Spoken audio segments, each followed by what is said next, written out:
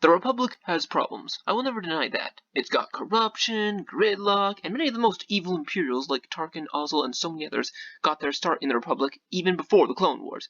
And during the war, they did very brutal and terrible things to enemies. However, the Republic could always be saved. Even when it began the Clone Wars, it wasn't already or inevitably going to become an empire. Becoming the empire was one possibility. Unfortunately, due to the manipulations of Palpatine and his allies, the Sith Lord guaranteed the only possible outcome would be the rise of the Empire. But again, that doesn't mean the Republic was beyond hope, or was an empire very early in the Clone Wars. It was slowly turned over the course of the war, with bits and pieces being chipped away until nothing was left and the Empire stood in its place. But there was still a lot of good in the Republic even during the Clone Wars. I'd argue it didn't truly become the Empire until the time of the Outer Rim sieges, as at that point Palpatine had amassed so much political and economic power, he began to completely militarize and industrialize the Republic into a war machine, which is how it began to push back and start overtaking the Separatists during the Outer Rim sieges. And even then, there was still parts of the Republic that was alive during this time, until the execution of Order 66, the decommissioning of the clones, and the arresting/executing of many of the members of the delegation of the 2000, finishing off most of the last remnants of it. However, before that there was still a lot of good in the Republic, and even some of it during the Clone Wars. Some of this was still alive even under the Empire. The Republic wasn't completely gone. As Rex put it, "Not all of it. We're here. Others are out there too." Now it's true the Republic committed a lot of evil acts during the Clone Wars, both before and during the Outer Rim sieges, being done by officers, senators, clones, and even some Jedi, such as how they killed civilians during the Battle of Atrakan, or during the Battle of Basadro, when a Jedi, of all people, willingly killed civilians just to win a fight against the Separatists, or how during the Outer Rim sieges the Republic forces killed innocent Neimoidian grubs, and even burned grub hatcheries. I don't think I need to explain why killing innocent civilians and even kids or grubs is absolutely wrong. But despite all that, the Republic also did a lot of good, too, that shouldn't be overlooked. There were many good people in the Republic, even during the Clone Wars, and even still after it became the Empire, as Bad Batch has shown. Be they good Jedi like Obi-Wan, Ahsoka, Plo Koon.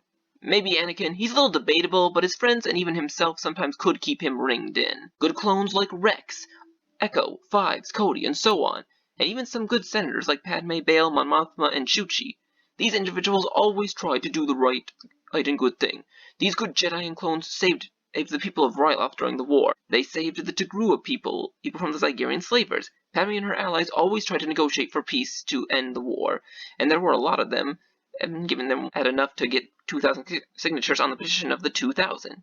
We even have good being done by Jedi like Ayla Secura, Oppo Rencesis, Quinlan Voss, Kukruk, and Cien Giselle during the Outer Rim sieges, with them protecting civilians and trying to keep them safe during the siege of Seleucami. And it wasn't just them, as there were clones and recruited Republic officers who also helped, while some of them were only doing it because the Jedi who outranked them ordered them to, like jerk clones like Faye and Neo, who never cared about innocent people. Others, such as Republic officers, such as Commander Terron and Captain Demore, and several good-natured clones from the 327th and maybe the 91st, if there were any left from when Pawns led them, genuinely wanted to help and keep the people safe because they truly believed in that stuff. All these people were the true Republic, who represented what it used to be, and what it still could have been with enough work and effort had the Sith not interfered. Unfortunately, the Sith and other greedy and evil people did interfere, and even use these good people to their advantage, like how Palpatine would sometimes send the most kind-hearted Jedi clones and officers to planets controlled by Separatists to free the people, and convince them that the Republic must be completely good, and in the right with such noble individuals working for it, as was the case for Onderon as seen in the Clone War. Watching your heroics and the selflessness of the Jedi, I do believe the Republic is the right side. However, despite all that, some of this good was still alive, even under the Empire. We saw Cody still trying to save civilians and tried to resolve the Separatist holdout he and Crosshair attacked in the Bad Batch, with peaceful negotiations, just like Obi-Wan taught him. And Chuchi and some other senators still kept fighting for the rights of clones and demilitarization, and just leaving worlds alone now that the Clone Wars were over. Now, there were also good people in the Separatists, too, who had legitimate reasons for wanting to leave the Republic, like those we've seen in the Bad Batch and the Jesorians from Legends. But unlike the good people in the Republic, the good people and the Separatists had little real power, as all the power was given to the evil beings like Grievous and the Separatist Council.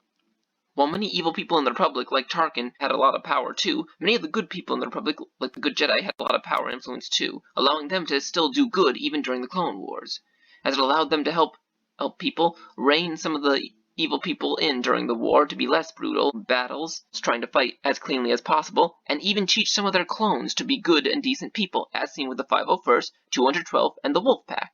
But let's not just talk about the people, but the institution that is the Galactic Republic itself.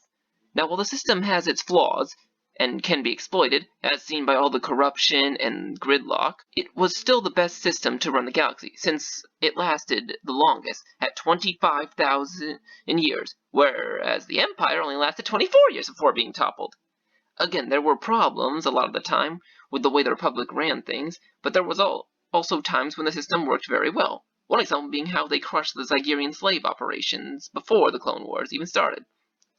While the Republic couldn't get rid of all the slavery in the galaxy because it was too big and the Hutts had too much influence to fully stop without causing great economic problems for the entire galaxy, they still stopped it where they could, which is why the Zygerians joined the Separatists, because their looser policies meant they could get away with slavery operations again and escape Republic justice, and they later joined the Empire, which completely legalized slavery.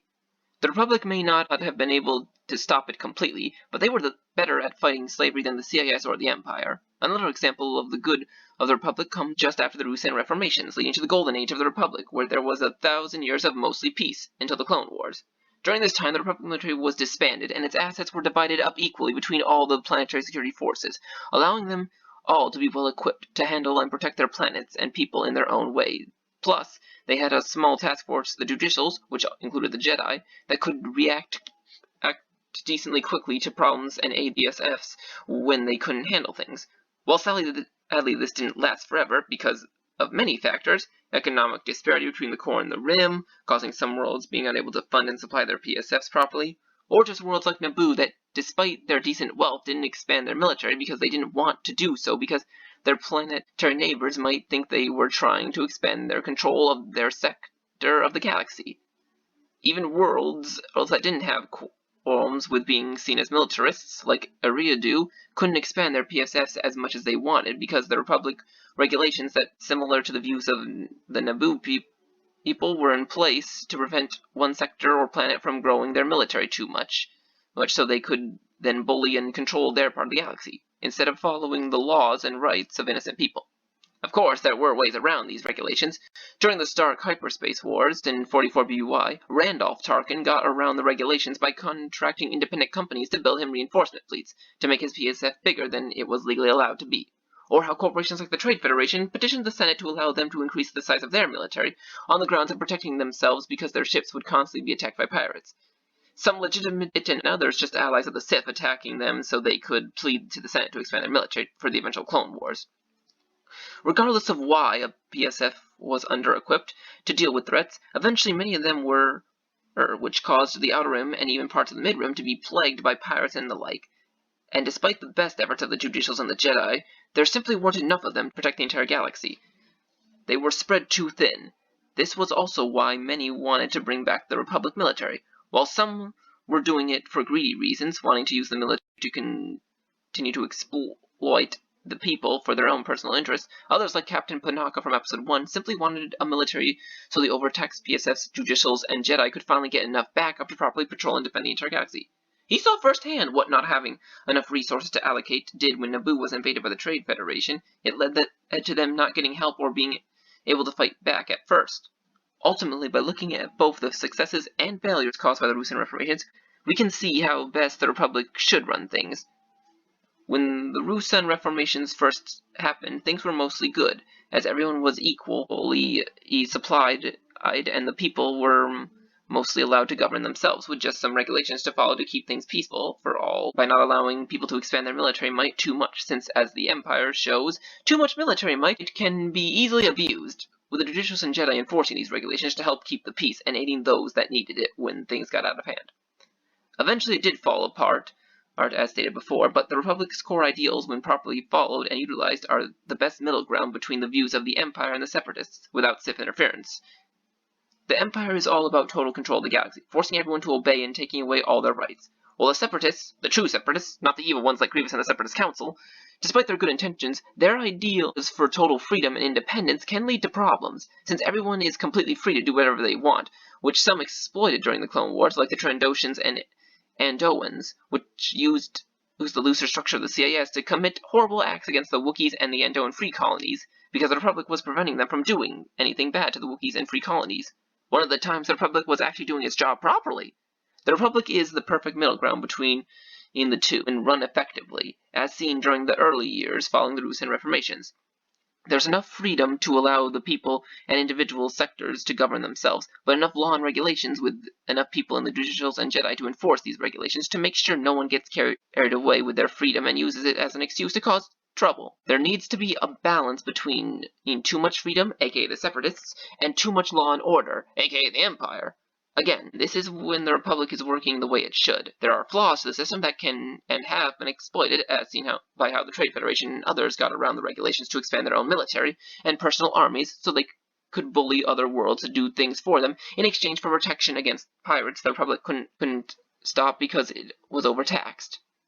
So, the Republic must always be careful to find the balance between giving others too much power and influence, and giving themselves that power and influence. Since if one gets too much, then greedy individuals in either the Republic or organizations like the Trade Federation will use that power for evil. The Republic definitely needs more people like Padme and her allies, who understand the importance of balancing protection and military spending, with making sure the people are free and happy, as seen by her speech she gave in Season 3 of the Clone Wars, about saving the people from suffering, not prolonging it.